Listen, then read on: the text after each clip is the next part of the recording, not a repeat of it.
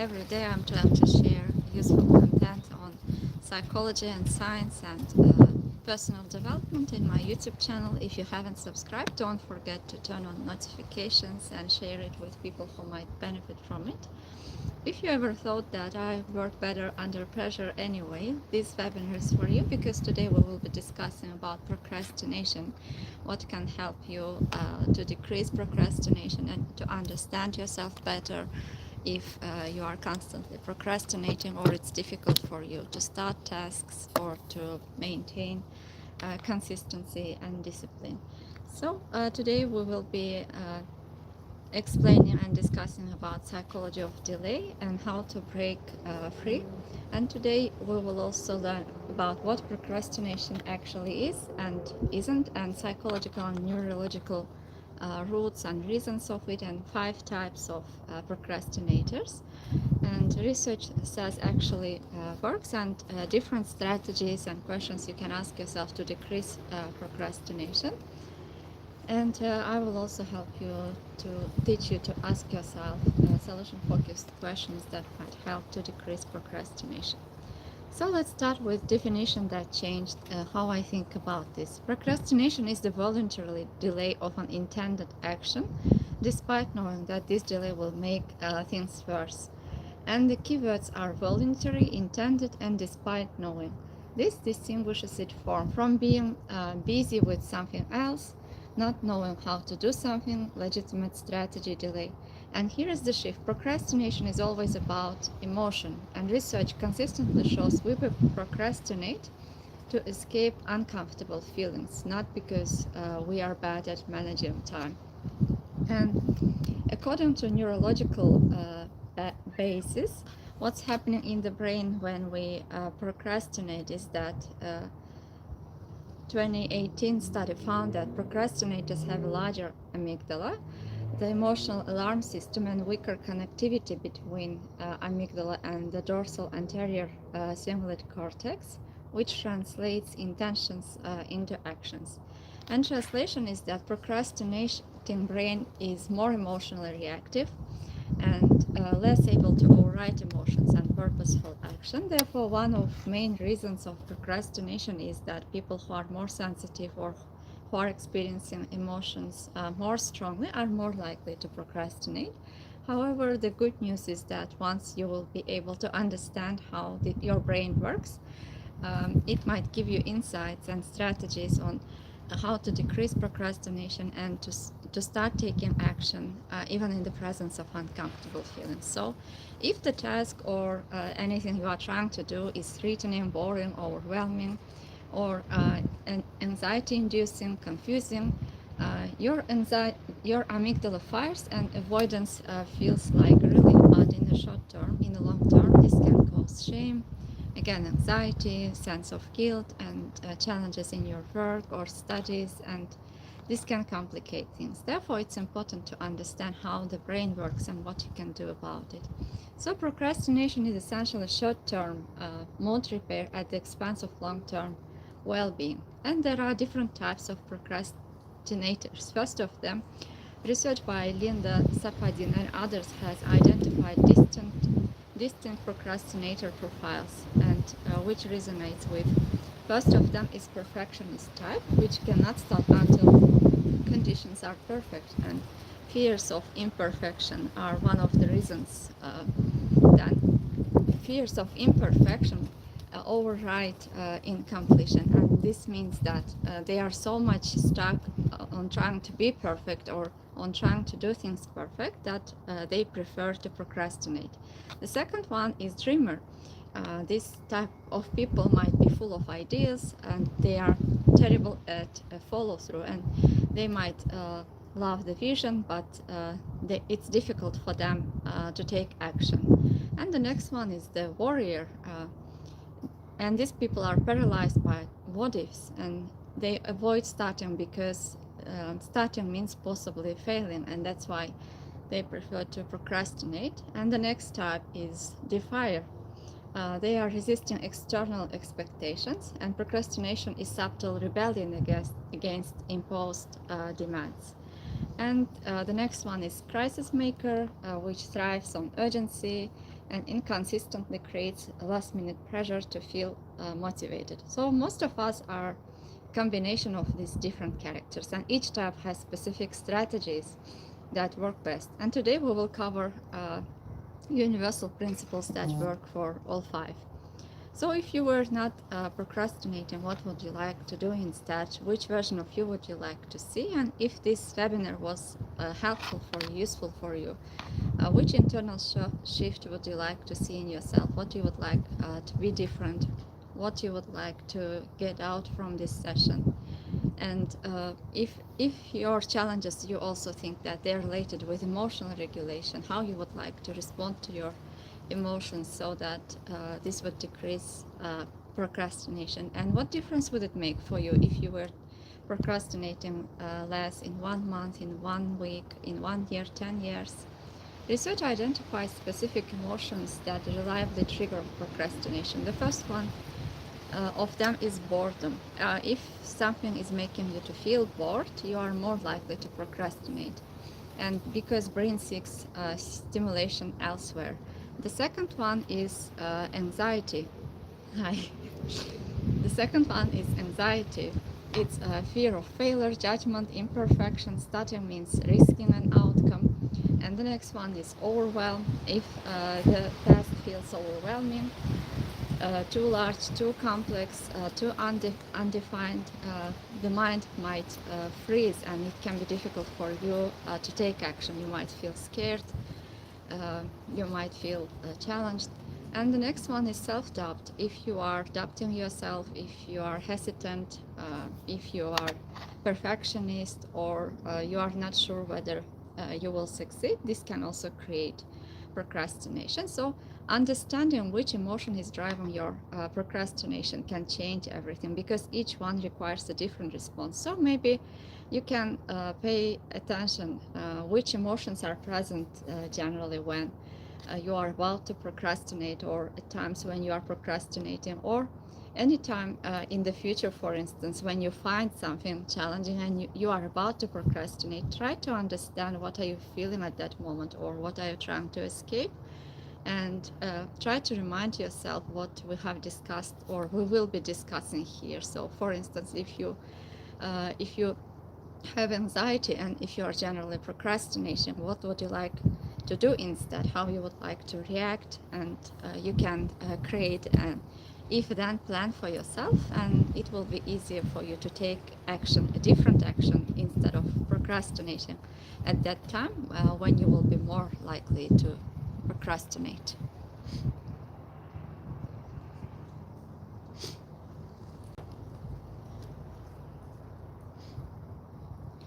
You have asked a question, what you do when you feel stuck.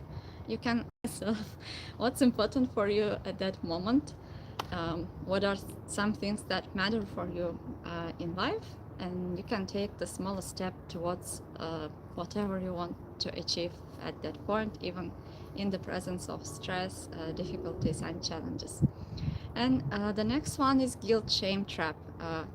So when you feel anxiety, for instance, or any other challenging feelings, and then you procrastinate, it gets worse, and then the worse you feel. And when you procrastinate again, there is shame, there is a sense of guilt. Therefore, it creates a cycle that's difficult to break. So maybe thinking about how you would feel once you have procrastinated can help you to be more likely to experience these uncomfortable feelings and to take steps.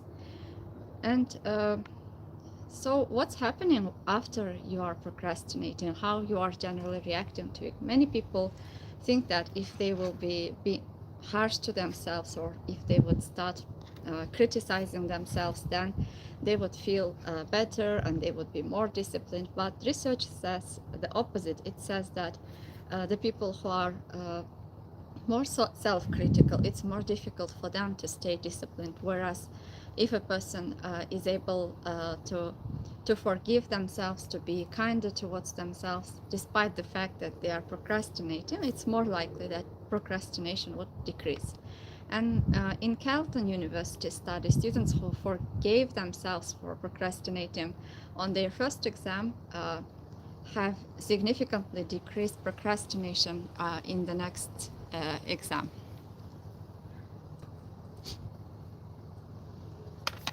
What am I doing during my bad days if I'm having a bad day? I'm generally thinking, what can I do despite these challenges and problems, and trying to take the smallest step I can take to support someone or to help myself or others. That's what I'm doing. There is a beautiful behavioral economics concept that explains procrastination perfectly. It's called present bias. Humans are wired to prefer immediate reward over future rewards, even when the future reward is objectively larger. So maybe thinking about what difference would it make for you to do this action or to procrastinate in 10 years, in 1 year. For instance, imagine maybe it's not such a big deal if you procrastinate, if you're not going to gym for 1 day, 2 days, 3 weeks, but imagine that you were not going to gym for 10 years, 20 years. What difference would it make if you were going or if you were not going? So generally, the results are seen as you are thinking about like your more long-term goals. So sometimes considering the future might work in order to decrease procrastination. So what research continues to say about what's working? According to Peter Galsworth's research, when X happens, I will do Y, creating a plan for yourself. For instance, think about the situation, what's causing you to procrastinate, maybe self-doubt or perfectionist feature. So imagine that you are having this feeling again. What you would like to do instead? What are you generally doing? Maybe you are procrastinating, maybe you are distracting yourself, and how you would like to act instead, deciding it in advance and creating a plan for yourself. According to research, it says that it's considerably decreasing procrastination. The next one is temptation bonding. Catherine Milkman's research shows that pair-avoided tasks with genuinely enjoyed activities can help to decrease procrastination. Maybe watching your favorite movies while you are doing the dishes, or drinking a coffee when you are when you are checking your emails, can create positive anticipation, positive feelings, and make it less stressful for you. And as time as time increases, when you are constantly starting to do this task, then your brain will interpret it as a habit, and as a result, resistance will decrease, and in a long term, it will be easier for you to decrease procrastination if you are pairing it with something that you are enjoying. And the next one is reducing task aversiveness. Research shows the more aversive a task feels, the more it's procrastinated. For instance, making tasks more interesting through gamification, social commitment, or finding meaning directly reduces procrastination. For instance, imagine if you are trying to do a certain project, and you can choose a topic that interests you or that you enjoy, and this would considerably decrease procrastination because you will be enjoying what you are doing, and probably it will be easier for you to start. Next one is commitment devices. Sticking Alice's devices, things you set up in advance to prevent future avoidance. Telling, for instance, someone, sharing your plans with someone, so that you will have more sense of responsibility while trying to complete these goals. Using website blockers, making a financial commitment to a goal. And research shows that this significantly improve follow-through. When tempted to procrastinate, asking these questions might help. First of them, how will I feel about this decision in 10 minutes, in 10 months, or in 10 years? The next one, identity-based action. James Clear's research in atomic habits points to something interesting. The most effective behavior change starts with identity, not the outcomes. So we can set a goal, for instance, that we will read a book. This is a goal, but if we want to increase our knowledge, and if we want to become resourceful or supportive or wiser. And if we think about identity while trying to accomplish this goal, it's less likely that we would procrastinate. And thinking about who we are becoming while we are trying to complete the certain task was found to decrease procrastination. For instance, instead of telling I want to write every day, assuming yourself as if you are already a writer, and instead of saying I want to exercise, assuming yourself or thinking that you are already somebody who pays attention to their health and who is trying to be physically active can help to change the way you think about the task. And if in the beginning, for instance, if you tell to yourself I need to uh, prepare for the project, but if you think that you are already a committed person or a researcher, and if you are thinking about the identity or quality that you want to develop, it's more likely that your brain will interpret it as something motivational, inspirational, instead of when you are thinking about a big goal or you are setting a goal that is too challenging, then your brain will interpret it as something to feel scared, anxious, and it will try to convince you to do the opposite. So thinking about your identity, who you are becoming at that moment, who you want to be, can help to decrease procrastination. And every action you take is a vote for identity you want to become. Small, consistent actions build identity, and identity drives behavior automatically without requiring willpower. And for procrastination, instead of fighting each battle individually, shifting identity and telling I'm someone who does difficult things, I'm someone who starts, can help to change your approach towards the task and make it less likely that you would procrastinate. So another strategy that was found helpful is body doubling.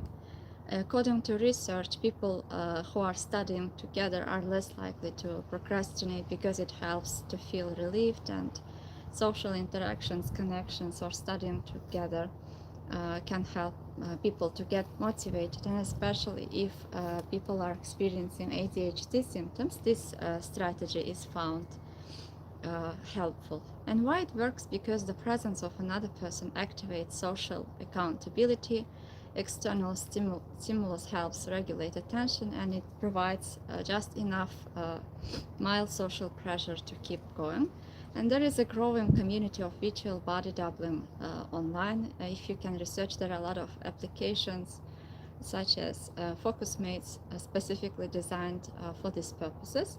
And research is still emerging, but clinical experience and anecdotal evidence is very strong. So we have covered a lot of strategies that you can try, or if you are willing to try, in order to decrease procrastination. And one of them is focusing on who we are becoming while trying to accomplish certain goals or studies or work, and using social support, telling it to other people. And I included a lot of strategies according to science, but however, I cannot know which of them would suit for you. Therefore, trying or thinking about situations when you procrastinated less, what was helping you, what made it possible, and which environments, which people, what was there about you that helped you to procrastinate less, and how did you achieve it, and what difference did it make for you. For instance, thinking about a goal that you want to do, for instance, exercising every day. Imagine a time when you were exercising every day or more often. What was different during those times? What was changing, and how you felt during those times? What did you notice about yourself, and what helped you to go to gym or to be more physically active during those times? And also, what was there about you that helped you to achieve this? And again, thinking about the future, what difference would it make for you, for the people around you, for your situation, for your environment, for your health? And what would you notice about yourself? What would other people notice about yourself if you were procrastinating less and started doing things that you want to accomplish? So asking yourself these questions, answering to them, and reminding yourself these questions and topics that we discussed here at times when you are most likely to procrastinate. Uh, I hope that this would help you to support yourself better. And if you have any further questions, you are welcome to leave your questions. I will continue to discuss about these topics and to answer to your questions. I hope this was helpful for you, and I hope to see you in the next videos. Again, as I said, if you have interesting questions or you have ideas on which topics would you like to listen the next webinars, you are welcome to leave it in the comments, and take good care of yourself. See you in the next videos again.